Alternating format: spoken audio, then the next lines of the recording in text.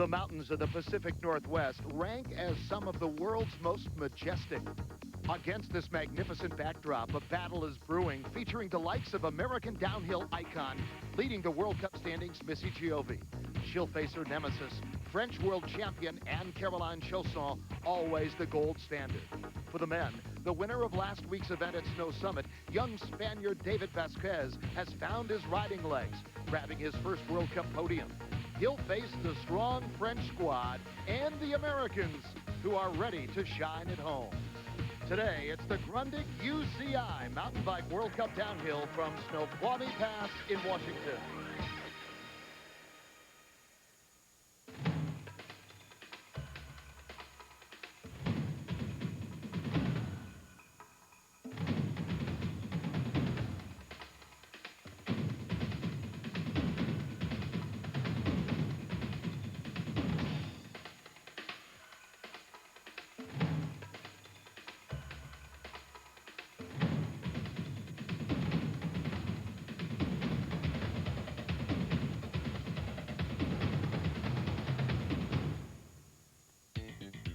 We've traveled 1 hour outside of Seattle on a beautiful mountain day to be here at Snoqualmie Pass in Washington. Hello again, everybody. I'm Peter Graves, happy to be welcoming you on what is a superb day here in the mountains for World Cup mountain bike action. The American riders are delighted to be back on home soil. You know, they've had a lot of rainy weather in Europe over the last couple of weeks, and now they are back home. 1 week ago, John Tomac and Sean Palmer fell at Big Bear Lake in Southern California. They are now on the injured list, but Americans still, Brian Lopes and others, looking strong in this competition. We're happy to welcome with us our colleague, Mark Bicycle, whose voice you've heard on OLN's coverage. And Mark, we're delighted to have you here in America. Thank you very much, Peter. And what do you think about this competition? Now, coming up, we have the battle for the women, first of all. Missy Giove and Caroline Chausson. Chausson seems almost unbeatable, and yet Giove is wearing the leader's jersey. Well, the thing is with Giove, you can never, ever count her out. She's so fierce. She's so determined. And even though this course here at Snoqualmie, I would say, favours the European riders, Giove, well, she's always in there with a chance. All right. Well, the other story is the fact that we've had a lot of new riders coming up this year. Sabrina Joyner, Sari Jorgensen, for example. This is the year where you can't count anybody out. A lot of these riders actually are now coming through from the younger element, the Junior World Championships, that sort of thing, Peter. And I mean, mountain bike racing is really only 5, 6, 7 years old on a worldwide concept. And these riders are now coming through, and we're seeing it here now. Development programs are paying off. Well, the course is ready. It is dry after a couple of days of rain earlier in the week. We're going to send Mark to the commentary booth as we get ready for the women's action.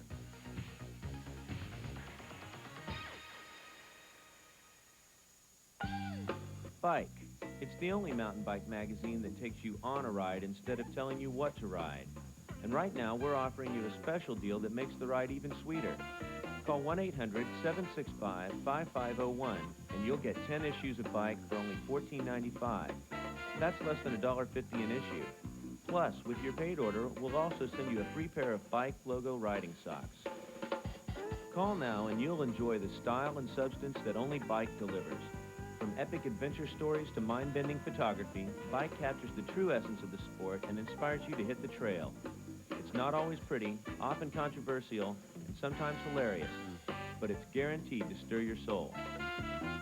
So call 1-800-765-5501 and get 10 issues of Bike for only $14.95. And remember, with your paid order, you'll also get a free pair of Bike logo riding socks. Call Bike today and get the buzz here.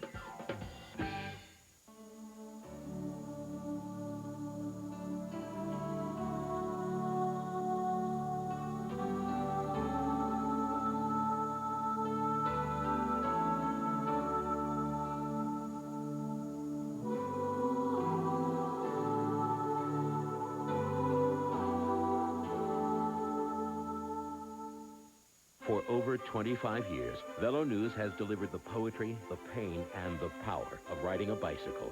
From the Spring Classics to the World Championships, Velo News has the inside line on the world of racing, plus cutting-edge training and equipment features, revealing interviews, and an international calendar of events. Whether you race every weekend or just spin casually with friends, Velo News brings the passion home with over 20 inspiring issues each year. Call now for a free trial issue.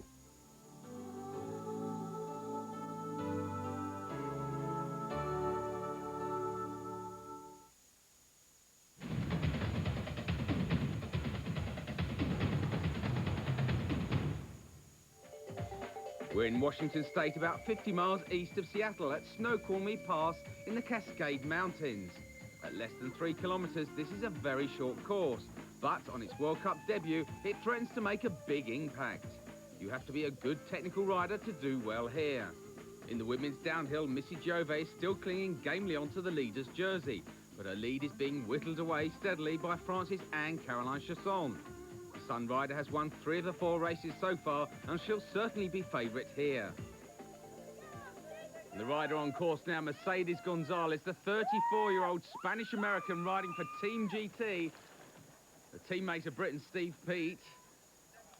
And also, of course, the 1993 men's downhill world champion Mike King, who actually broke his collarbone in practice here. But Mercedes Gonzalez, a superb bike handler, very fit now despite her age. I hope she doesn't mind me saying that. She actually separated her shoulder at Big Bear about 6 weeks ago in the first of the Normal races, but looking very, very good at the moment. She was 8th at South Africa in the first round. Disappointingly, didn't start at Evergale because of that shoulder.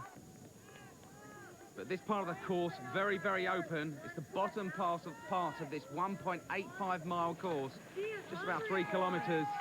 Mercedes Gonzalez got the time of Kim Sonia to beat, 4:56.76. It looks like she's going to beat that quite easily, 4:51.42. Good riding from Mercedes. And the middle part of the course now, I didn't mention it before, but it's Mercedes Gonzalez's other teammate, Nolwenn Lecaillère, the 1996 Junior World Champion. She followed Anne-Caroline Chasson, winning that race. Since Chasson's been on the circuit, Nolwenn has been riding in Chasson's shadow, but a brilliant rider nonetheless. She was 8th fastest in qualifying this morning with a time of 5:13.69, but she's going to beat that by a mile. Qualifying was won by Anne-Caroline Chasson by a massive 26 seconds, almost 27 seconds. But this course, very technical, very difficult. You're not seeing it now, but higher up on the mountain, it really is very, very steep, and Gonzalez, at the time of Gonzalez, is not going to be beaten by Nolwenn Lecaillère. The time of 4:56.08, Lecaillère moves into second. And now we go right back to the top of the mountain, to the World Cup leader, Missy Giove, the Volvo Cannondale rider. She's actually riding with a strapped ankle. She hurt it in training. This is the top part of the course. It's very, very steep. Somehow television just doesn't tell you how steep it is. And in fact, in training on Friday, it really was very, very wet. The course has dried out superbly. The course designed by the 1990 men's downhill champion, Greg Herbold, with the help of Mickey Douglas. And this is the most difficult part of the course. And Missy Giove obviously having problems here. It has dried out since Friday, but her back wheel slipped right from underneath her there. And this is just coming out of the second forested part of the course, known as Swampland. 2 forested parts. The top part of the course, technical and difficult. It's roughly about 50-50 fast track and technical, with an incline of about 20%. But Missy Giove wasn't very confident. In fact, in the semi-final run this morning, Anne-Caroline Chasson, who went after her and was behind her for 30 seconds, was right on her wheel at this part of the course. So Missy obviously struggled in the semis. She was only 5th, but she got a time of 4:51.52 to beat. That was set by Mercedes Gonzalez. In your picture now on the left-hand side of the screen, but Missy obviously not taking any notice of the pain in her ankle. I don't know whether she's going to beat that time, though. It's a 4:51.42. No, she's not going to beat it. Just outside. 4:52.05. And the 5-time world champion in your picture now at the top of the mountain, Anne-Caroline Chasson, riding for Team Sun. She really did make all of the other riders this morning look, well, almost unprofessional. I wouldn't like to say that, but she was almost 30 seconds in front of the next fastest rider, which was Marla Streb, the Yeti rider. In fact, she was 26.81 seconds faster.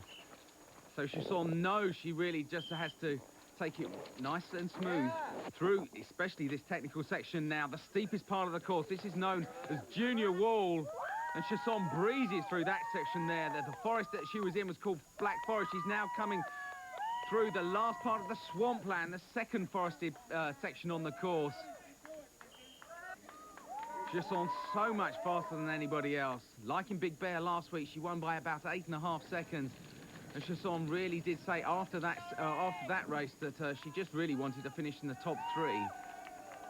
I think she's going to beat that by a mile. She's going to take first place here, I'm sure. Her time is so much better than the other riders at the moment. And she's coming into the last part of the switchbacks here, this 1.85 mile course. The top part very steep and technical, the bottom part almost like a cross country. A lot of the riders were actually complaining about it, saying that there's too much up and down. But Chasson's time, look at it on the right hand side of your screen, 4:21, 4:22, 4:23, 63. A superb win for Chasson. Yet another win for the flying Frenchwoman.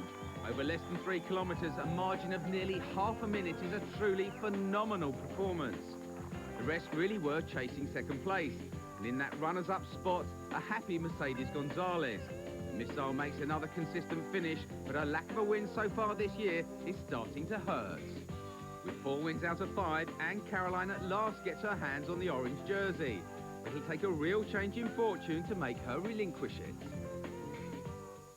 This country was built with hard work, imagination, and good tools. The same is true today, and Harbor Freight offers the tools to keep this country running strong. You can order quality name brand tools at the lowest prices from the convenience of your home, office, or workshop. Power and hand tools, automotive and shop equipment, air tools and compressors, metalworking and woodworking, all from our free Harbor Freight Tools catalog. The new Bosch Compact Belt Sander Kit combines the speed and power of a belt sander with the portability of a detail sander. Need an extra hand? Get the help you need with a Vice Grip locking wrench, quick grip clamping tool, and Vice Grip locking pliers. Versatile AmFlow couplers and plugs are available in most styles and sizes. Our safety blowguns with interchangeable tips are OSHA approved. Call 1-800-905-5419 for your free Harbor Freight catalog. Make some history of your own. Harbor Freight Tools, where good tools and good value are never out of date. Head for the Field & Stream Friday nights and get an insider's know-how on the best hunting and fishing around. Scope out incredible game and reel in the catch of the day on Field & Stream Friday nights only on the Outdoor Life Network. This is Imagine TV. This Mercury Sable sure is roomy. Yeah, but why don't we ever go anywhere? Because we don't have any feet. No feet. I love you even more than I did before I had amnesia. I think. Even more than your Mercury. I have a Mercury. I'd forgotten. Where am I going? Till next time, imagine yourself in a Mercury.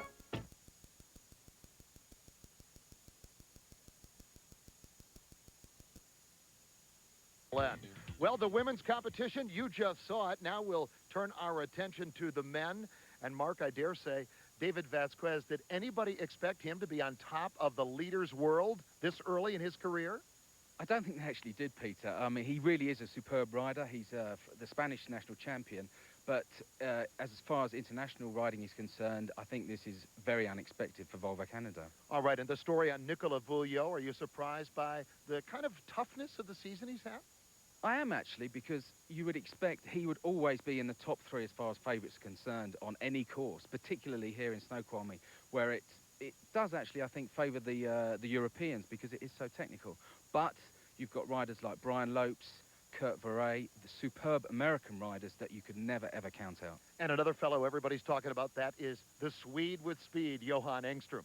Yes, and especially if it rains here. We hope it doesn't, fingers crossed. If it rains, though, he is superb in the rain. Last week at Big Bear, he was something like 33rd, and it was beautiful and sunny. If it rains here, he's up there in the top 3. All right, thanks, Mark. Well, we'll send you once again to the commentary booth as we get ready for the men's start. We go straight to the Swedish rider, Johan Engström, the Scott International Pro. He's ridden so well this season, especially on the wet courses. I'm sure he would have liked it if this course had remained wet as it was in Friday and partly on Saturday. But Sunday, today, the race, the course are very, very dry. Designed, as I said earlier, in the women's race by Glenn Adams and 1990 world champion Greg Herbold, with the help of Mickey Douglas, the women's downhiller, now retired. But Johan Engström looking good at the moment. He was going through the checkpoint in a time of about 2:03, and that's the time to beat. But his time at the moment, he's got to beat that of the junior world champion, 4:11.23. That was Michael Pascal, the French team sun rider, and I think Johan Engström is going to do that. He's going to be about a 4:08, I should think. A 4:08.09. Engström storms into first place. Good riding from the Swede.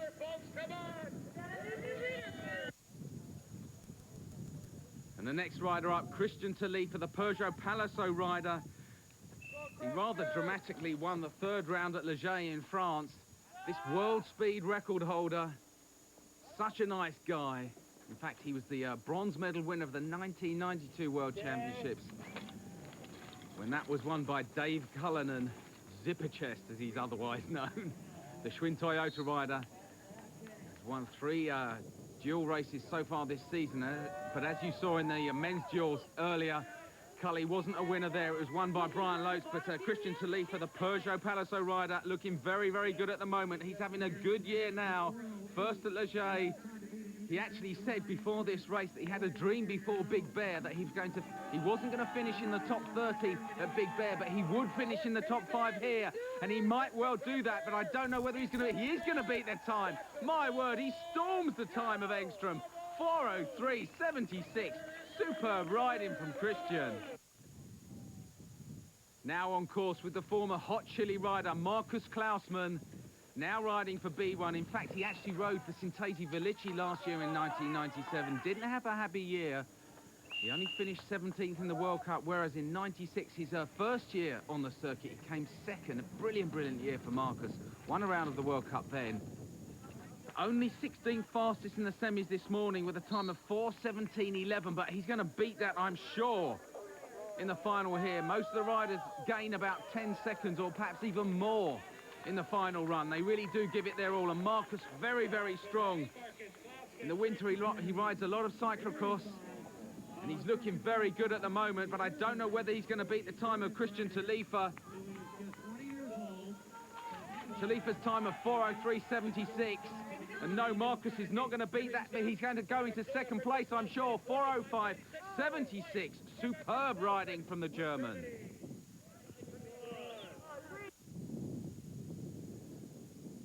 And this is the Italian rider now, Gianluca Bononomi, the Bianchi Martini rider. Has had a fairly quiet year so far, had his best result at the previous round of the World Cup at Big Bear Lake. Snow Summit, Big Bear Lake in California, just down the road from here, in American terms anyway. 14th there he was. Looked good in qualifying. He was 9th fastest with a time of 4:14.21. But as I said before, I'm sure he's going to beat that time now in the final run. Had his best year in the World Cup way back in 1994. He was only 12th there. His brother also rides the World Cup, Loris Bononomi. But I don't think Gianluca is going to beat the time set by Christian Talifa, but he won't be far outside that. What's it going to be for Bononomi? 4:05.55. Just under 2 seconds slower than Christian Talifa.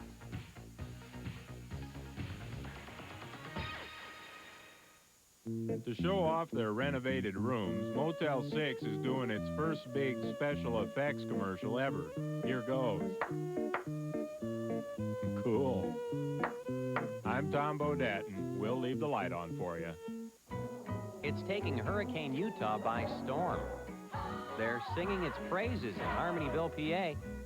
And in Grapevine, Texas, it's the talk of the town. Irresistible Colombo yogurt. One taste, and you'll go Colombo too. It started in the mountains of California and continues today all over the world. So much has come and gone in 20 years. Can we sum it up in a word? No. It takes 2 words. Gary Fisher, the first and last name in mountain biking.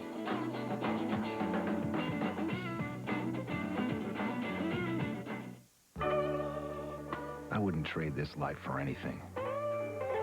Waking up hours before dawn, trudging through the marsh in the damp morning air, quietly waiting among the reeds for those first few moments of daylight when the marsh comes alive.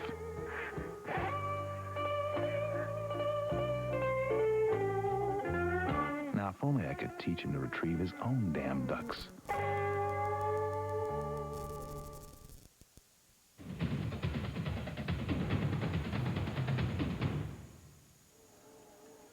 And straight back to the overall leader of the World Cup, David Vasquez. He won his first race of the season in Big Bear Lake last week.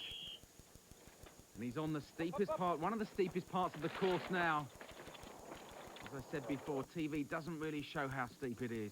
The gradient here, very, very, almost 1 in 4. Vasquez super smooth in qualifying. 5th fastest with a time of 4:11.21. Qualifying was actually won by Shawms March, the Ellsworth rider. That really was a huge surprise. But I actually saw him in the semi-finals, and he looked superb, especially on this very, very steep section in the Black Forest now. Coming up to the junior wall that Vasquez is on. Vasquez breezing through here, so smooth. Now on the lower part of the course. This is coming out of the 2nd forested section. Vasquez, it was his first year on the World Cup last year, and he had a marvellous result at the end of the competition. 9th overall, with the best place of 2nd at Nevergal. Very quiet, shy, unassuming Spaniard. Really did ride very, very well last week at Big Bear. I think it surprised a hell of a lot of people because he really is very, very small. And Big Bear, a very, very fast course. But he did say afterwards that he'd been training at Durango at altitude the week before with his teammate Miles Rockwell. And I'm sure that prepared him very, very well for this race here. But he's on for a very good time. David Vasquez, 4:03.76. Christian Talifa's time, the Peugeot Palazzo rider. And I think David Vasquez is going to beat that time. He's keeping his bike on the floor. 4:00.26. The Spaniard goes into 1st place. I think he's happy about that. And we go straight back to Steve Peat, another rider who looked absolutely superb in qualifying. Steve Peat, who came 8th overall in the World Cup last year, was such a disappointment for him. He was lying in 2nd spot just before the finals at Kaprun. Had a massive crash there and eventually finished 8th, and I'm sure he wants to make up for that. In fact, I had breakfast with Steve Peat a couple of days before the final today, and he was very, very confident. He loved this course. He even said, actually, that he wanted it to rain. He really did breeze through this section. Just watch him now. He is a superb tactician, a superb technical rider. My word, Pete cleans that superbly. The GT Pro is on a run. He had a 7th at Big Bear last week. He started the season with a hip dislocation. And my word, he's getting better. He was 6th at Nevergal, wasn't too happy with his result at Le Jay in France. But he was very, very confident here at Snoqualmie Pass. And looking good at the moment. He's got a time set by Vasquez of just over 4 minutes. And Pete looks like he might be on for a brilliant run. He did a time of 4:08.57 in the qualifiers this morning. And he's looking superb at the moment. Pedaling where nobody really does pedal. Pete is out of his skin now, and it looks like he's going to beat the time of Vasquez. He's going to beat it by a mile. 3:55.23. Pete goes into 1st place. Absolutely brilliant. Only a couple of more riders now who could beat the time set by Steve Peat, and one of them, the 6-time world champion, Nicolas Vouilloz, riding for Team Sun. And I would say if anyone is going to beat the time set by Pete, it will be this man. Some have said, in fact, I've said it actually, that if he has a weakness, it is his physical strength, but he's been working on that for so long now. and it's no longer a weakness, and Vullios really is probably the best bike handler on the circuit. In semi-final training, he really did make a few mistakes in the Black Forest section, and it looks like it's happening here as well. Nowhere near as clean as Pete's. The rider has won 2 World Cups. In fact, he's won 2 World Cups and 2 World Championships in the same years. He followed his teammate Francois Gachet, who did it first of all in 1994. Vullios repeated that in 1995. He repeated it in 1996 as well. Unfortunately for him, he actually broke his wrist last year at the beginning of the season, and so only came 10th overall. Didn't have a win in the World Cup, but looking very smooth now. But he's going to have to go somewhat to beat the time set by Steve Peat. At the interval, he was something like 4.5 seconds slower than Peat, so he's got to make that up on the bottom part of the course. The time of 3:55.23 to beat, set by Steve Peat, and I don't think he's not going to beat that, though. 3:58.13. Vullios goes into second spot. The victor, Steve Peat. I don't know, it's been coming over a couple of years. I had 2nd, 3rd and 4th last year. I thought I could win last year, but it just didn't happen. So I knew it'd come sometime this year. Well done, thanks very much. I just want to say I did it for Sean Palmer, John Tomac and everyone else that got hurt last week. It's for you boys. After all the disappointments and near misses, Snoqualmie Pass was where it came together for the former Sheffield plumber. And he left a pretty talented field trailing a long way behind. Nikas Vullios was 2nd, a great recovery after Big Bear, and Vasquez was 3rd. This course had faced a lot of criticism, but it was far from a lottery. Only the top riders were good enough. Vasquez retains the overall leader's jersey, though his margin is now down to 2 points from Vullios. Steve Peat moves into 6th place in the table. Well, we hope you enjoyed the show, everybody. Thanks for joining us. Next time, we'll be at Canmore, Alberta for the continuation of the cross-country World Cup. You can catch that cross-country action July 16th at 9 p.m. Eastern and Pacific time. And for the most current and late-breaking stories from the world of cycling, check out our website at www.greatoutdoors.com. For Mark Bicycle, I'm Peter Graves saying so long for now. This has been a presentation of the Outdoor Life Network, the leader in outdoor adventure.